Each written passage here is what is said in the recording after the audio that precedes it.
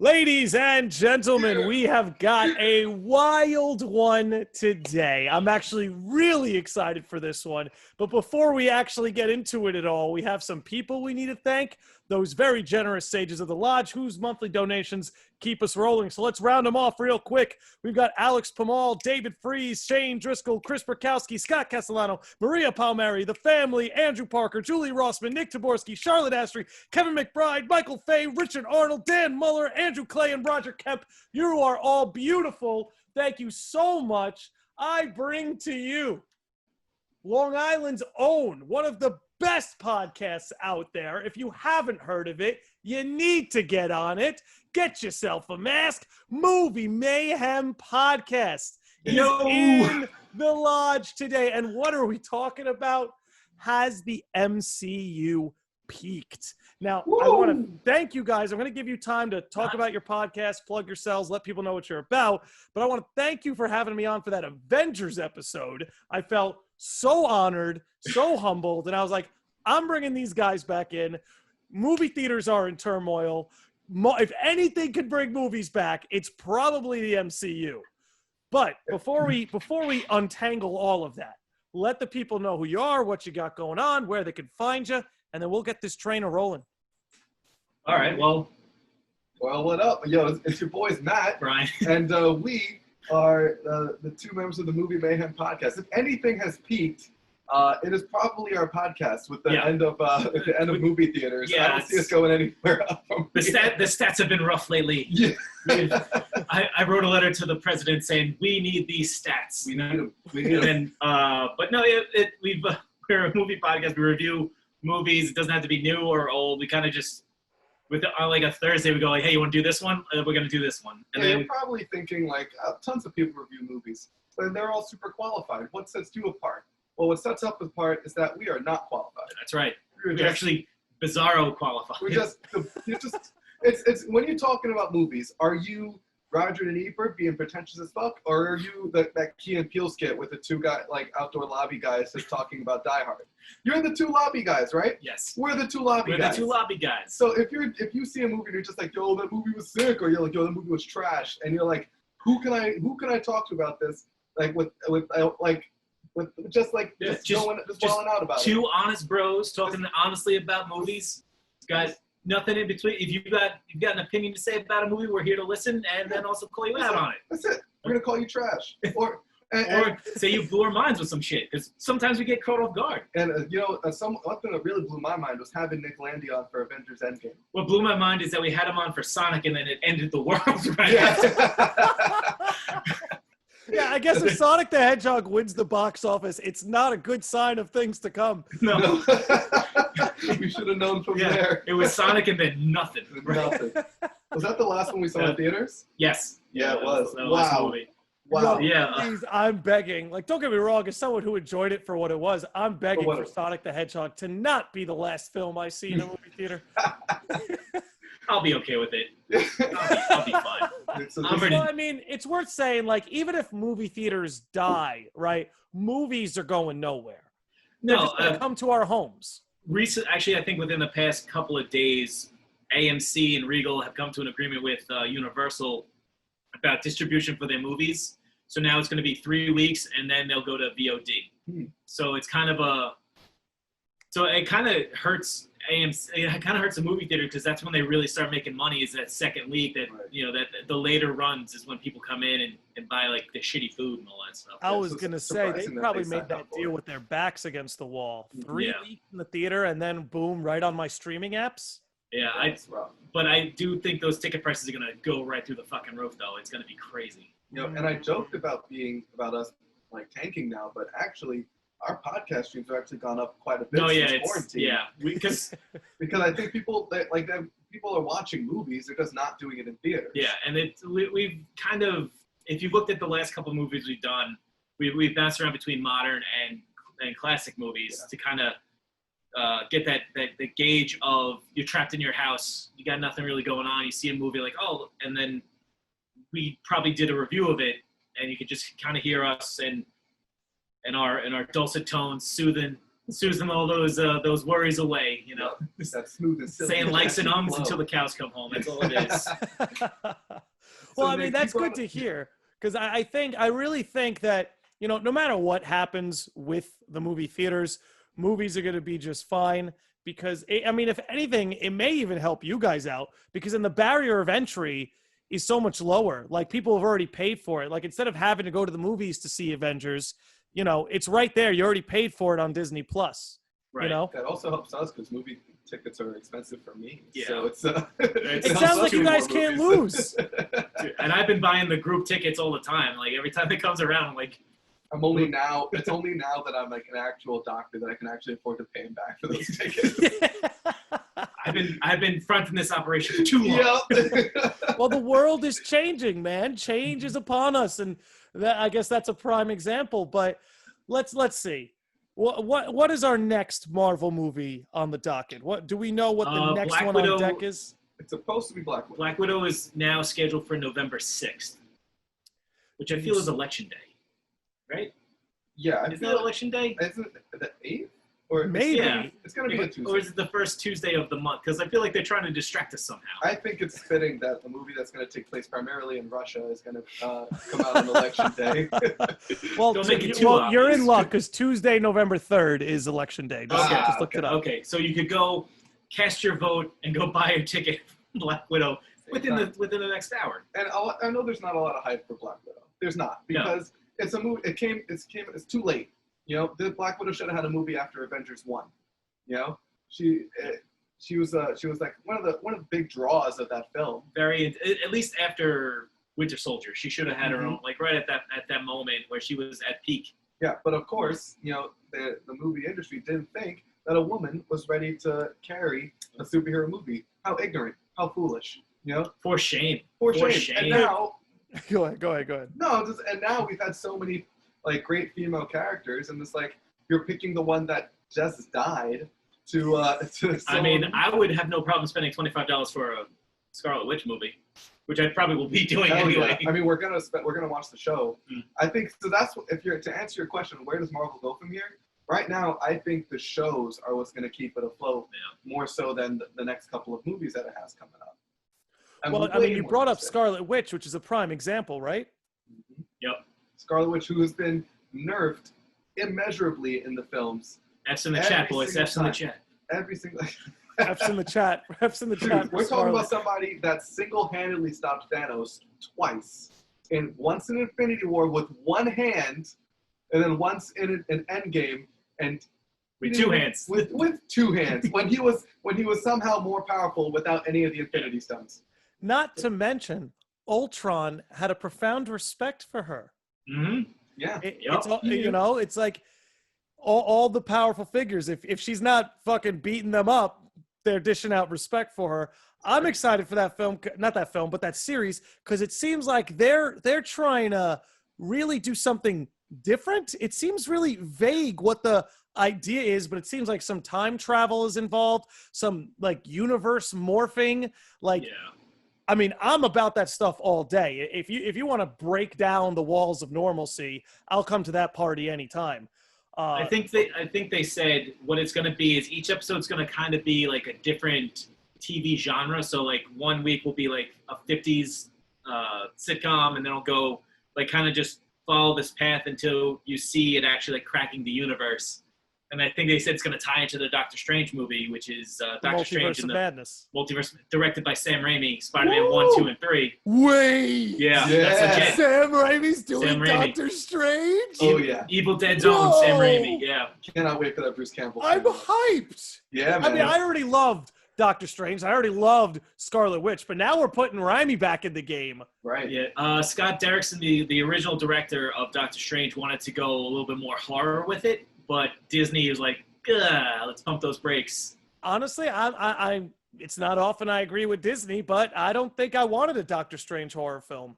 I think a Marvel horror film would be cool, but I don't think Doctor Strange has to be. I think you can explore different things. I think Blade's probably the best pick to do a horror movie. I would agree, and I would feel like Doctor Strange, especially when partnering up with Scarlet Witch, would be much more of like a psych thriller, something like that, something that's like a mind-bending thriller. You know, Matt brought up a good point. One of our last times we were talking is that I mean, I hate to step on you, Take the horse. But you think it's going to lead towards a House of M kind of comic run storyline. I kind of do, because that's more so than her power. What they failed to touch on with Scarlet Witch is her mental instability. This, like, she is known for just being loose, and like, she just suffers so much trauma that it drives her crazy. And I think if we can explore that in WandaVision, then make her an antagonist in Multiverse of Madness, you could end up with a universe that introduces X-Men. You could end up with a universe that depowers a lot of heroes, and you can get a House of M situation. Yeah. You can end up with, you could bring back Quicksilver. You could do so many things. There's a lot of opportunities to do, and also a lot of other antagonists who can manipulate her to almost her losing control. You could introduce Doctor Doom, who could always be lying in the shadows because he's just a scientist.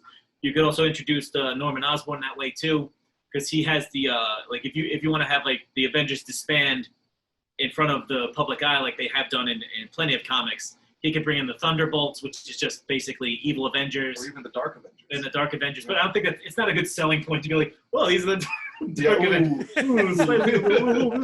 But no, you go like the Thunderbolts, which is a kind of a cool name. Yeah. You could introduce a whole lot of things, and she's, depending on how they play her, and Elizabeth Holden does play her very well, and how they kind of continue her character throughout the MCU, she could be influenced to the point of like a absolute breakdown, and which would be people wondering what's the next big bad after Thanos. She could be it. She could be it. I would actually love that, and I want to see what you guys think, because I've been circling this question around my head for the last week, and it's like, there's no shortage of good characters and stories to be told in the Marvel Universe. I know we just went through this whole Endgame arc, but we barely scratched the surface with the amount of backlog and like expanded universe that already exists in comics and graphic novels. So when I ask myself, has the MCU peaked? I think in terms of maybe box office numbers or establishing a monoculture, maybe. But in terms of the quality of film, I don't think so at all. Like, if we're going to talk about like its impact or its, I guess what you say, its slice of the pie when it comes to our media culture, maybe the MCU has peaked, you know? But I think they could easily pump out better films, better stories, flesh out characters more. Because, you know, everything you laid out with Scarlet Witch, not only does it make perfect sense, but Matt, you were bringing up the trauma. They traumatized her like 3 times already in the Thanos arc, you know? And as you brought up, Brian, Elizabeth Olsen portrays that incredibly well. So you have this actor who knows what she's doing, and you have this character who's immensely powerful and is loved by the fan base. I mean, the opportunities are in front of them to do pretty much whatever they want. So I don't know what you guys think, but I think when it comes to the stories they're trying to tell, I don't think they've peaked. I think maybe in terms of being the monoculture, they probably have, but I don't know. What do you guys think? Well, the thing is with peaks are, you think of like a roller coaster, a mountain range, anything with peaks, ups and downs, right? So once you peak, you can peak again. You just have to start building all over. So that's all they have to do. They have to just start building again. And it also depends on what what through line they're going to do. Like they did the Infinity Gauntlet the first time around, which is a very strong, I don't want to say easy, but it's like you have all these characters, you can just pick, and it will work. But the next set is kind of the toughest piece because you're going to introduce a whole other world to it. You're going to introduce mutants and, you know, Fantastic Four and maybe more interstellar characters. Yeah. You can get the Secret Wars going. Yeah, you can get Secret Wars, which is, you know, big Skrull invasion, which, you know, sees like, I think, half the Marvel characters are, if they're not dead, they're Skrulls. You could see Avengers versus X-Men. Avengers, that's probably later down the line. Also, oh shit! But they didn't do it. They didn't set up they set up the idea of a cosmic cube with the Tesseract in the first Avengers, but they never really set up. It's Secret Empire, yeah. I don't know. They bring up Chris Evans for it though. I think they may try to. I think depending on if it's the right thing, they could bring him back. So do you know what Secret Empire is? No. Okay, you guys are my Marvel experts here. That's why you're here. So Secret Empire, I think, came out couple years, maybe 3-4 years ago, where it's the big Captain America's bad guy now. You know, he's Captain America's Hydra. Yeah, he's Hail Hydra Cap. So the whole storyline goes like he's kind of slowly taking over each stage of the government by being Captain America, and at the end you find out it's that back when Captain America and Red Skull were fighting over the Cosmic Cube, it's like a genie, like you could just wish and anything will happen.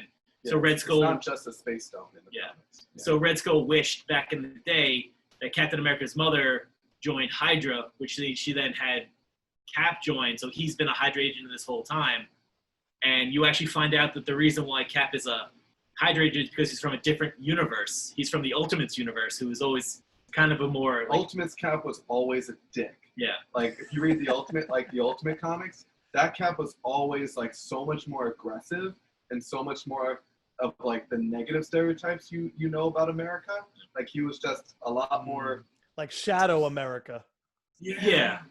Kind of like, you know, if it's not the red, white, and blue way, it's not the way at all. Like, there's like a comic from back in the day of Cap, like, defending the French. And he's like, you know, I fought side by side with the French all throughout World War II. Like, they never stopped defending themselves. They took more shit than anyone. And it was like a really cool moment. Ultimate's Cap is like, I think he says something along the lines of like fuck them, like fuck these guys. Like you think I'm gonna give up? Who do you think I am? A French? Right. So like, yeah, and so like it's a very different version of like what America represents. And then it concludes, which I mean, if you guys want to go back and whenever you can get to a conference, they are selling like trade paperbacks of the series. It's I think like 4 volumes, but it ends with original Cap, like the regular that Cap. You know, true blue, you know, everyone's good with me as long as, you know, you're good. He was trapped in the Cosmic Cube, and he gets broken free and just beats the shit out of Hydra Cap. It's awesome. Almost as if to say it's America's job to fix America. Wow. Yeah, pretty much. Wow. Yeah, you can't rely on words. You have to rely on actions. You can't rely on people who talk false shit. You have to kind of pick yourself up, help your neighbor, help your friend, and, you know, carry on. Yeah, you can't just wait for someone else to solve America's problems. And you know, this is all a prime example of they still have so many stories to tell, you know, and like there's so many characters we haven't even explored. And now, help me out. I don't know for sure. Is Disney in control of the X-Men now? Like fully? Yes, fully. 100%. 100. Yeah, I think they just started putting X-Men movies on Disney Plus. So it's like is the 90s show? But there's no tug of war like there is with Spider-Man and Sony. There's no third party lingering here. No. Fox gave it up. Fox was They sold it. They sold it, yeah. Here's the thing. I grew up on the X-Men cartoon. I remember watching that every night before going to bed. I like the X-Men movies. Some like if there was any series you could call hit or miss, to me it's these X-Men films. You know, I think it's more miss than hit, but I have a soft spot. There's definitely more miss than hit. But when you bring up things like maybe like First Class or what was the one before Apocalypse? Days of Future Past. Days of Future Past. I like that one too. I like that one a lot too. Apocalypse was a little lukewarm, but it wasn't Last Stand. Yeah. No, yeah. X2, exactly. Yeah. Logan. Yeah, Logan was good. Yes. And I think that's what I'm excited for. Right. I want to see them give X-Men that Marvel touch. I mean, obviously it's Marvel, but now that, you know, the company Marvel's in control of the cinematics, I'd like to see them give it that touch. I feel like those were characters and a series that never really got it together. They tried to string it all into one canon. And, you know, to their credit, the time travel stuff wasn't that confusing compared to most. But I feel like they never quite got it together. And I think now they have a chance to really string something awesome. And I feel like Logan was such a great, like, I feel like, what was the movie that came out after Logan? Dark Phoenix. I'm just going to pretend that one didn't exist. Because I feel like Logan, in some ways, could just stand as, like, such a great finish of, like, hey, so the X-Men universe had its peaks and valleys. We ultimately failed, like, if you look at the state of Charles Xavier and Logan in that film. But there's hope. There's a future. There's an X-23. Do you think we're going to see them continue where Fox Studios left off? Or are we just going to get a clean slate? They're done. Unfortunately, I think we're going to get a clean slate. Because I really like Daphne Keane as X-23.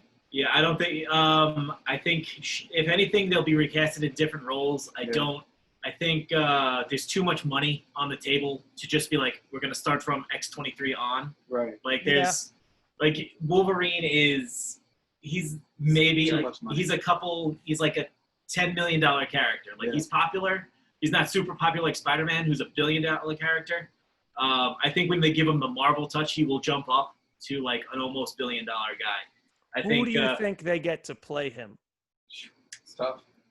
I think it would be smart. Probably a good move to get like a no-name guy. Yeah, I agree. Kind of build him up yourself. What about all those murmurs of Tom Hardy? Tom Hardy? No.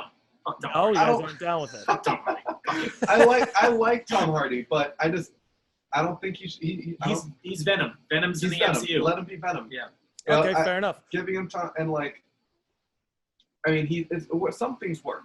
He's short. He can get jacked, and he can be like abrasive and like a loner and aggressive.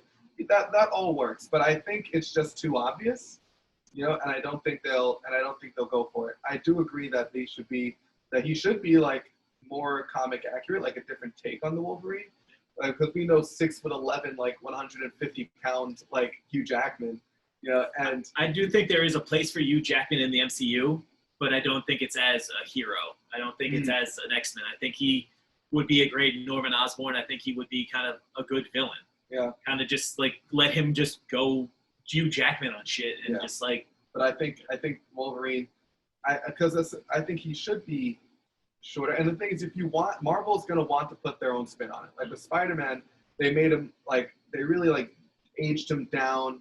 And in some ways made him more comic accurate in order to separate him from the movies. I think they'll probably do something similar with this version of Wolverine, where they'll make him 5'4", they'll make him super hairy, and they may give him... Well, they got to give him six-pack abs, They got to give him the abs. They got to make him jacked. I think that, the kid from Stranger Things, the older brother. Oh, Jonathan? No, Billy, the one who was in the last season. The one with the... Oh, Billy. Yeah. I like him. Yeah. But he's also younger, though. Yeah. He might be too young. Also, Wolverine's kind of he's a fun character because he's technically ageless. He's hit a peak in his life where he is ageless, and you could use that to go into I don't think they'll do Old Man Logan, which we just basically got. Right. But you can there is kind of a fun. It depends if Disney wants to be experimental because they have opportunities to kind of go a little crazy with it. But I think you have to cast a guy that you could have him carry like a Robert Downey Jr. Like if that Wolverine's going to be your guy, you have to make sure he's going to last and stay under a market level for a while. Yeah, if this is going to be the face of the X-Men, which Wolverine typically is, then you need somebody with that sort of presence that Robert Downey Jr. had. You know what? I felt like if any character was mishandled by Fox, it was Cyclops. If anybody, that's his guy. Thank you. Yeah, if anybody is going to benefit from moving over to Marvel. Well, Cyclops was the fucking man back in the day. Cyclops was the leader. Yeah. And they turned him into a cuck, a soy boy. Straight up beta male. Oh, a beta. Well, that's boy. the thing. The love triangle of him, Wolverine, and Jean Grey. It's supposed to be like a competition. Right. But really, oh my God. It's a competition between two people who are the same age and their grandpa. They buried Cyclops so badly that when we saw James Marsden in Sonic the Hedgehog, we thought, good for James Marsden, he's getting work. He finally didn't get cut. Yeah. That's how badly they buried Cyclops. I forgot he was Cyclops. Exactly. There you are. And he was such a good Cyclops too. I even think the kid that got to play him in the new movies, he looked fine. I thought he would be a good Cyclops. Those movies were a mess. And when they recast him, I'm thinking, okay, here's a second chance for them to actually make Cyclops matter.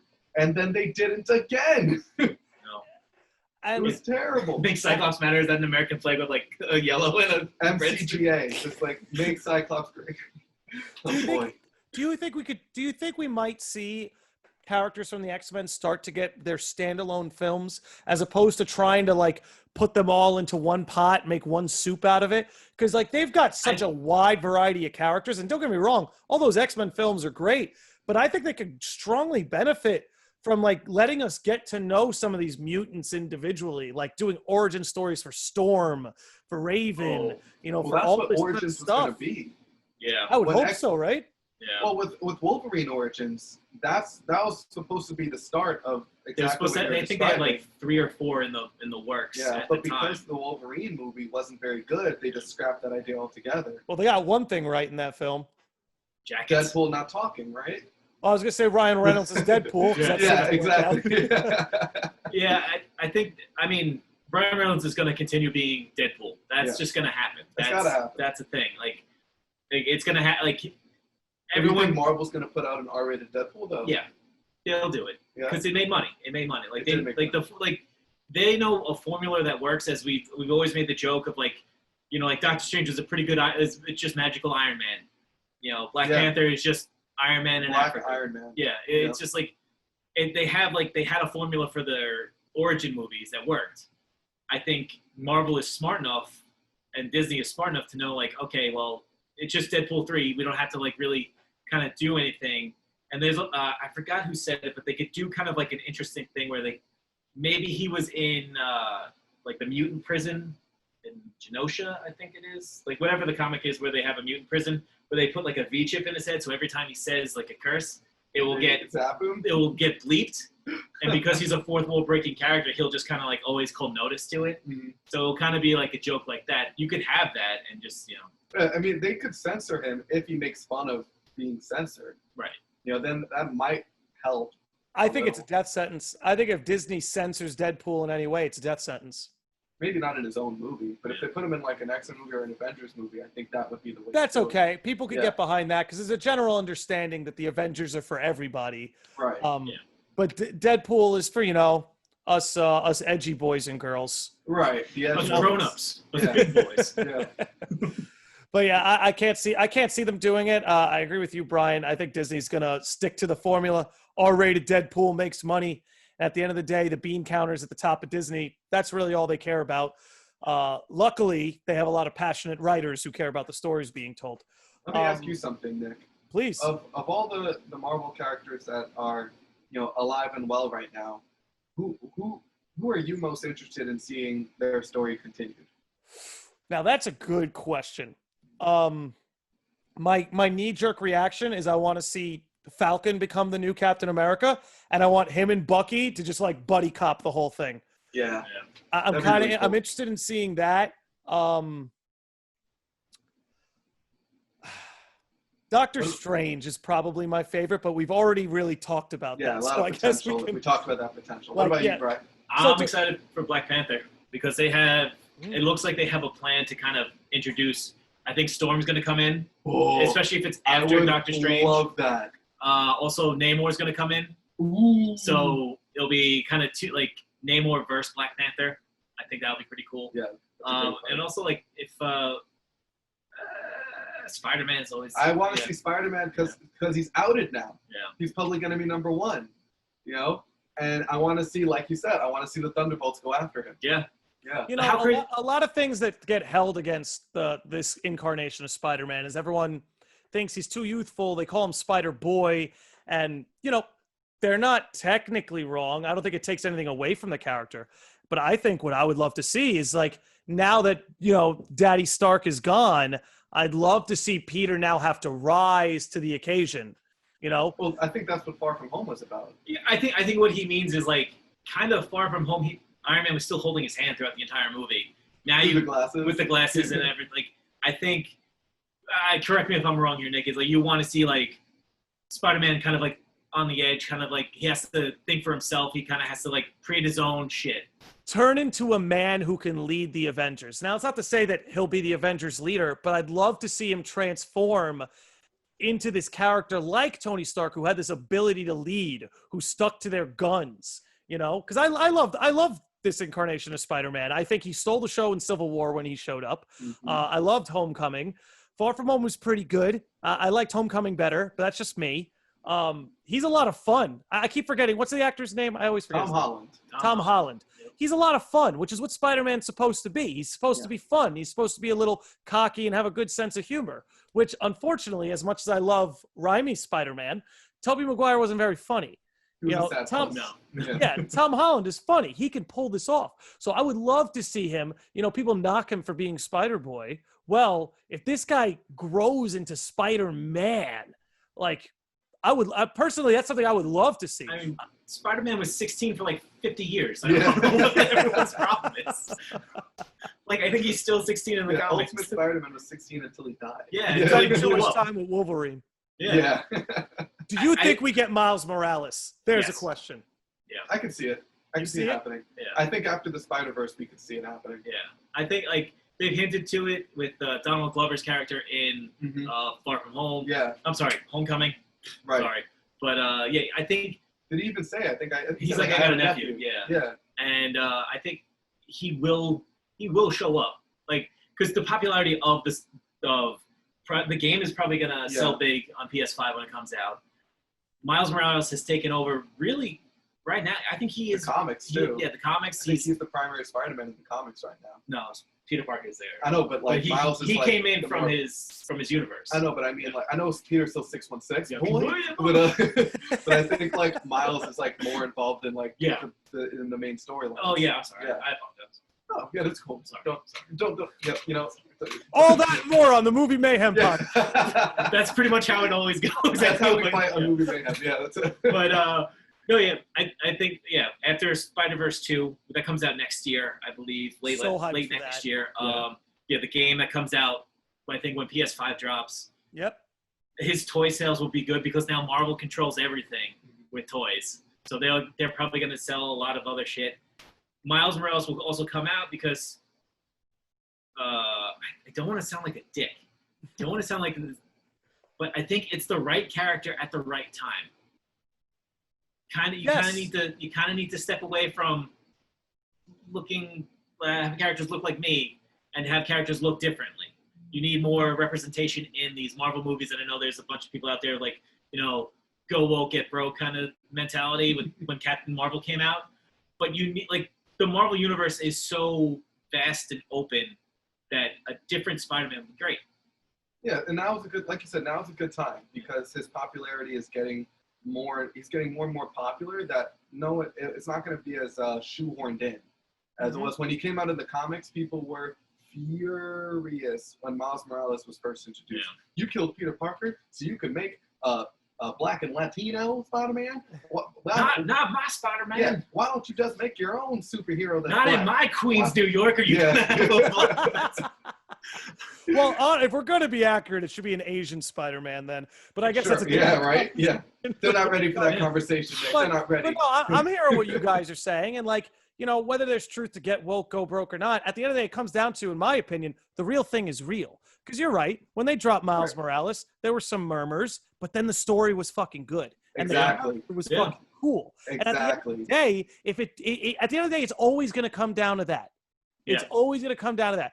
It is the right hero at the right time because, first of all, his popularity is more than it's ever been. People are begging for this. When we found out the Miles Morales PS5 game is technically like an add-on to the original Spider-Man game, it's only going to be like a 10-hour campaign. Yeah. Supposedly, we won't know till it's out. But people were like, well, fuck, we want a full Miles game. Like, the market is asking for more Miles Morales. And he's so well written right now. For anybody out there, there is a bottomless pit of Peter Parker Spider-Man content. Like, Peter Parker's not going anywhere. There's a goddamn dweeb. Leave him alone. Go with Miles Morales. And you know what I like about that is, like, I always hate the idea. I hope if I offend anybody with this, I'm sorry, but I hate the idea. Like, I like what they did when they wanted to make, say, a black Spider-Man or a Latino Spider-Man, that they didn't just make Peter Parker black or Latino. Right. They created a new character to carry the mantle. And I think that's an important precedent to set when, like you bring up, we're getting into an era where we want to have more representation. America's becoming a more diverse country. So should our superheroes to some regard. Did Black Panther not prove that? Yeah, exactly. To speak on the other side of the aisle, on DC, there are two Green Lanterns who one is a Hispanic female and one is a Muslim American, who are both extremely deep characters and really interesting to read. Really well written. That's all it comes down to, man. That's really all it comes down to. The real thing is real. It's what I've always said, and I think it reigns true when you're taking risks in stories, is if you just handle the character with love, which good writers do, I can't help but see Miles Morales being an overwhelming success at the box office. I can't help but see it. I actually think Miles would do better than Peter Parker in the box office right now.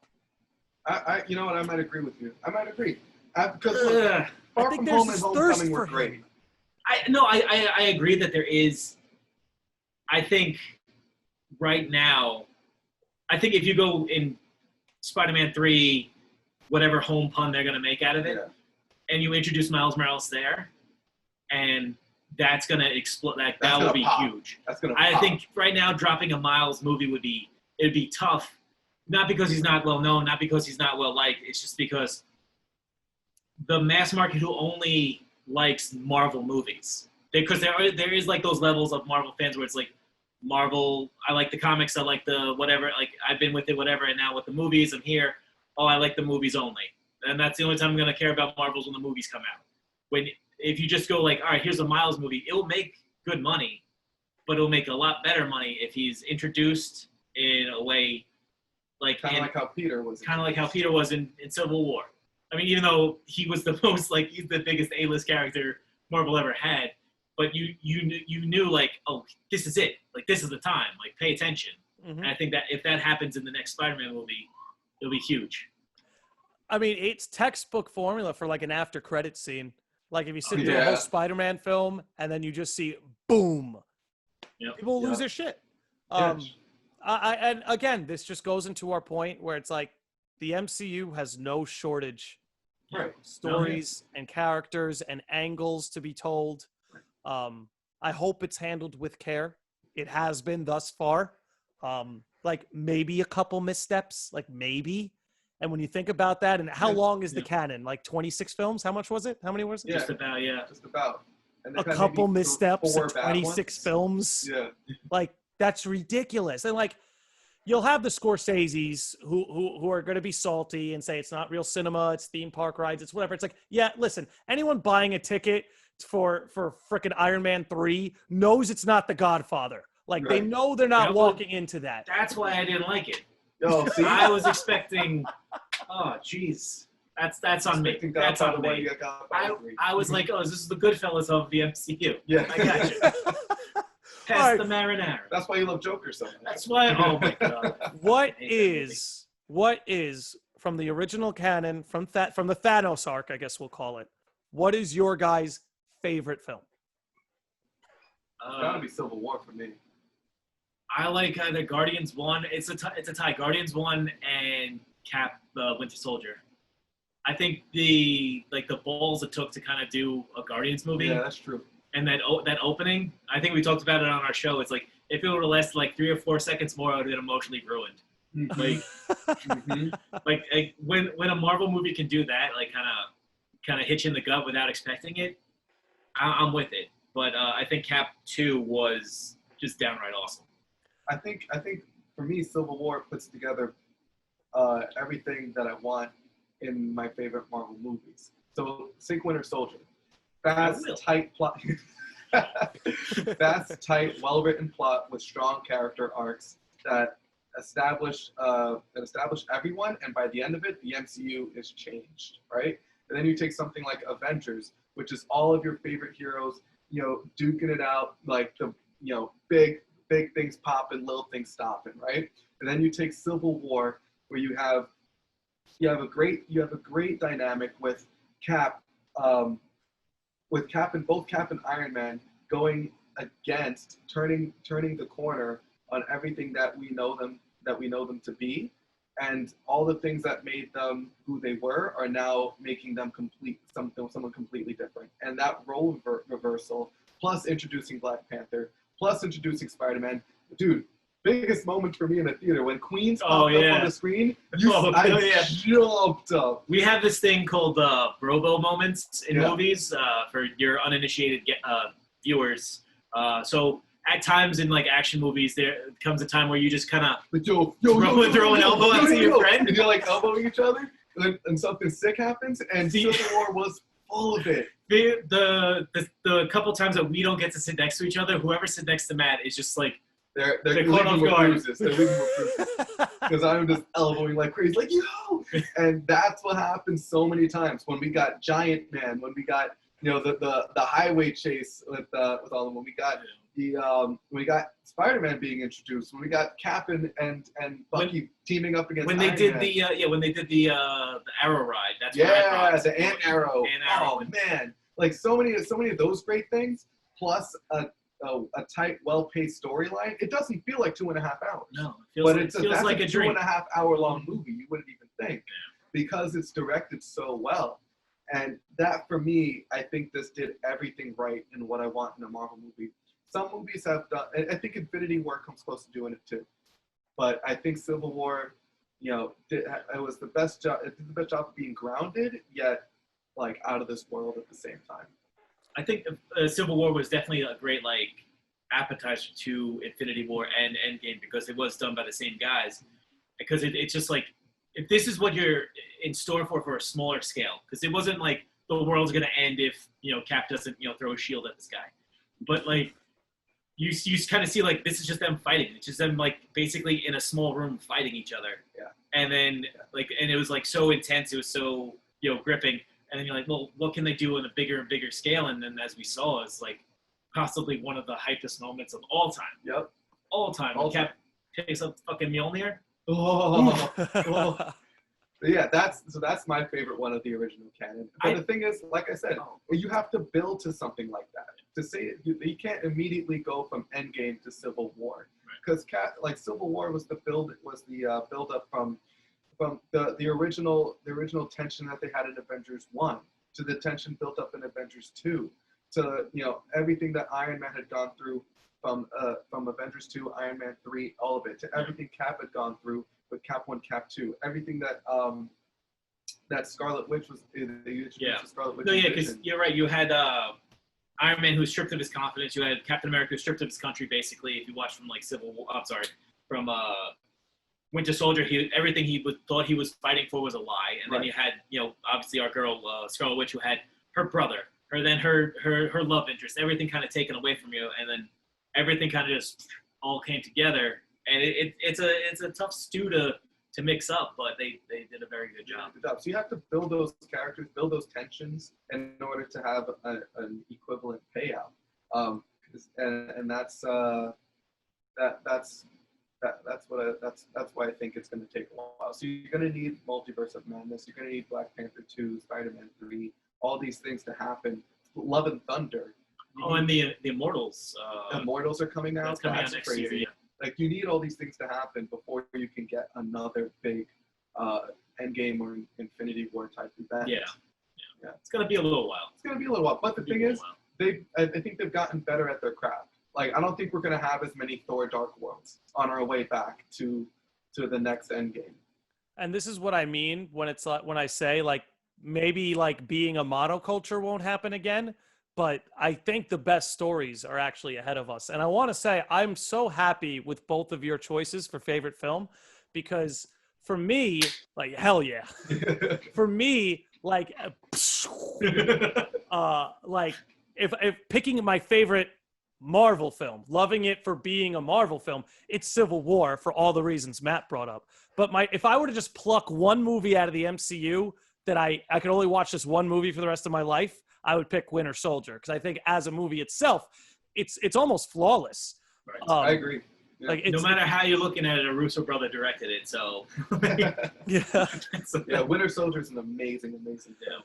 They did so well, and there's so many stories left to be told, and you guys laid out exactly like these things have to be handled with care for you to get those brobo moments. Yep. You need years of building these moments up. You can't just DCU Justice League this thing with barely any pretext. You have to build it up the way they did. Such a disappointment to me. Yeah. I mean, we talked about this. We did. Snyder Cut. You guys are coming back on. Okay. I want to get your guys' take on the Snyder Cut when that eventually drops. But if you wanna watch an interesting set of YouTube videos, the YouTuber Maggie Mae Fish, she used to work on Cracked. I talked a little bit about it with Matt. Mm-hmm. She actually just broke down a couple of like the Snyderverse movies, but not like the DC, but like all of his movies. Mm-hmm. So they're like maybe 30 to 40 minute long video essays. Kind of like And her they are- version of Mayhem. Kinda. It's great. It's good shit. Sweet. Snyder's an interesting shout out to her. filmmaker to study. Snyder's interesting to study because he's just kind of like an anti-filmmaker. You know? He paints a pretty picture, but he fills that picture with the dumbest shit. Yeah. I'm sorry. He's very, for me, he's hit or miss. For me, he's hit or miss. Yeah. I do disagree with you in one thing, Nick.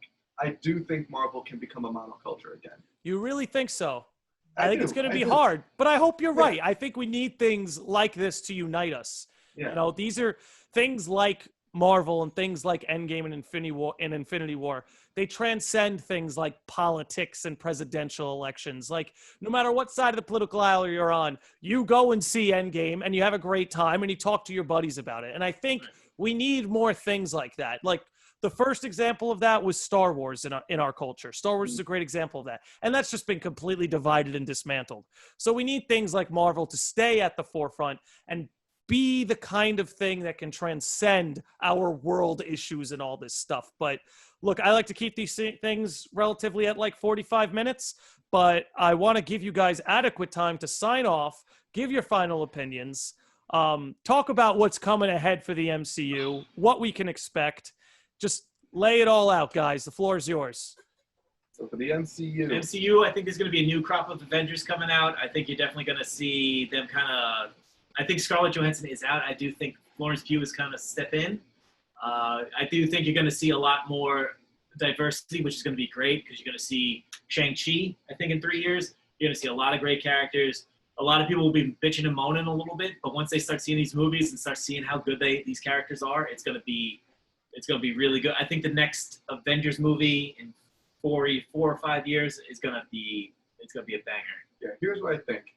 Nobody thought Iron Man was going to be the #1 selling superhero in the world. Nobody thought Captain America would ever again be relevant. They wanted Spider-Man. They wanted pictures of Spider-Man. They wanted fucking Wolverine, and they didn't get it. And instead, Marvel turned B-rate characters into the most prolific characters in cinema in the last 10 years. Hail to the god, Kevin Feige. So you see something like Shang-Chi. You see something like The Immortals coming up. You see something like fucking it's Captain Marvel coming up, and you're like, where's the hype? I'm not ready for this. That's exactly what they said last time. Also, it was tough with no Comic-Con this year. It's tough with no Comic-Con this year, but that's the same thing they said last time. But what you need is good stories to make these characters that you didn't think would be relevant, to let them become what they want them to be. And you have faith. I don't want to say faith, but you give it a chance. You let it happen. You take, like you said, they're not all going to be hits, but you watch and you follow. And I really do think that Marvel is willing to embrace the things they did right, which is get weird, which is Thor Ragnarok, Guardians. They're willing to get weird. They're willing to change up things where they need to change it, and they're willing to stay consistent where they need to stay consistent.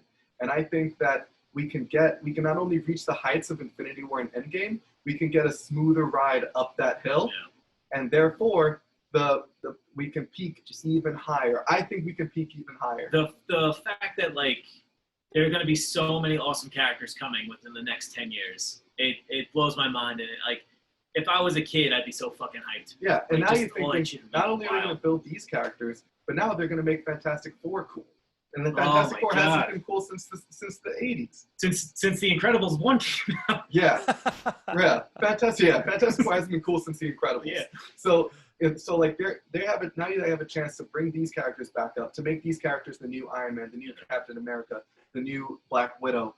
And I'm here for it. Yeah. You gotta buckle in. It might be hard to buckle in though, because you'll be at the edge of your goddamn seats the whole time.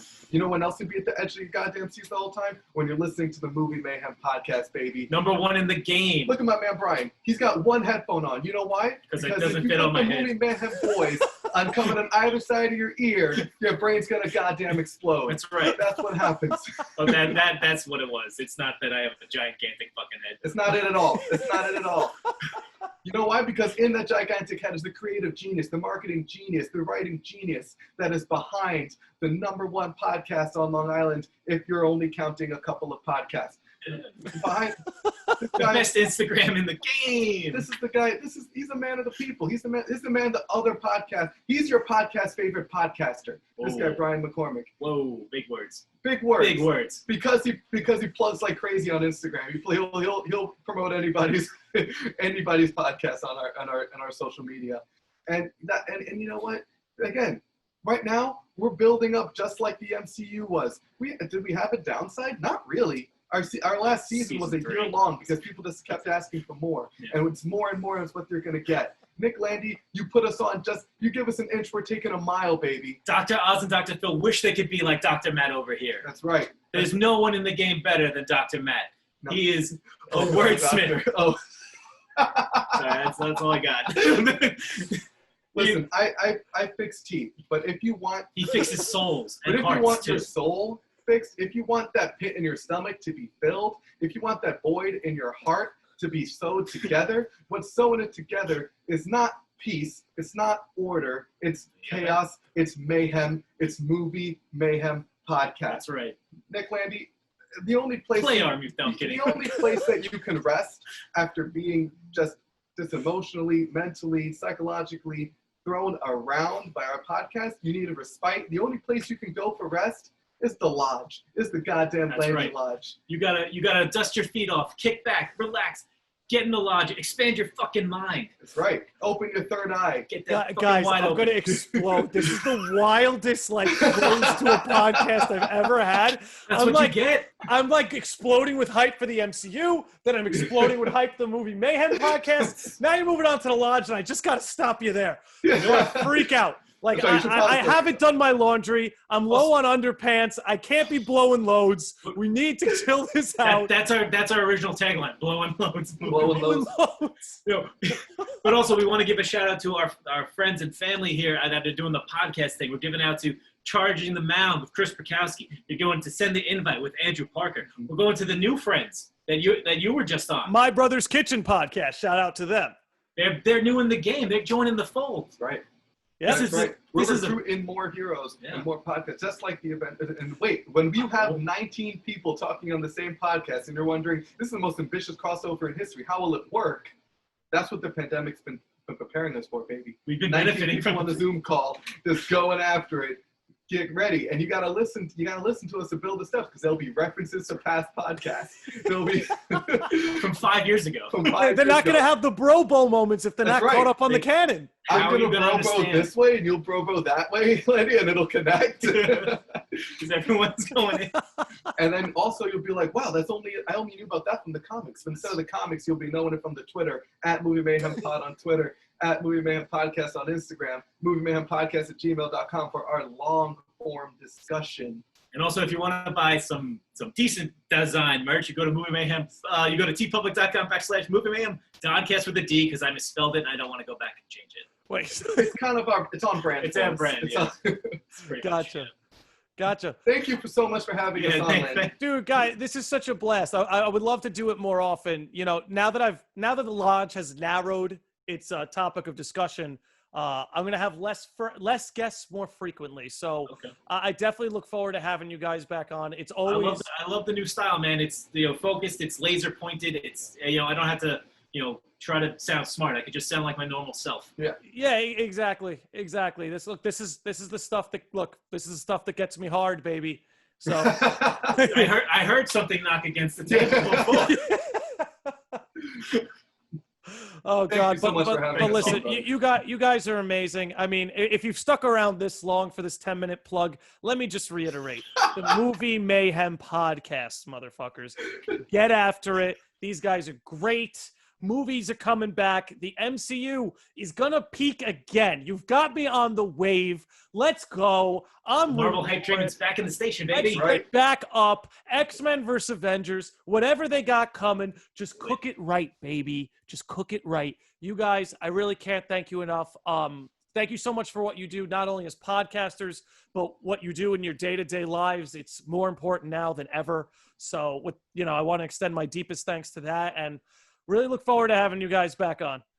Yeah, can't wait for you to come in. Yeah, come on to our show. Yeah. Are you welcoming guests? Like I am. we're good? We've been kind of taking it slowly. We did the original the video calls, and then we started opening up to just me and Matt in the studio, and now we've passed the point where at least New Yorkers have taken it seriously enough that we could start inviting people in. And I have a setup now where the studio, but it's kind of a setup where we could kind of maintain a distance. So. Yeah, we also have temperature scanners and nose swabs. Yeah, I have a stick I shove up people's noses if they walk in. It's not a COVID test, but it's a good litmus test. It's just a stick. I've had it for years. Yeah. I mean, I've always been curious to try it, so I look forward to it when I come in. Everybody who's listening, thank you so much. Guys, thank you for coming on, and we will see you all on the next one. Peace. Peace.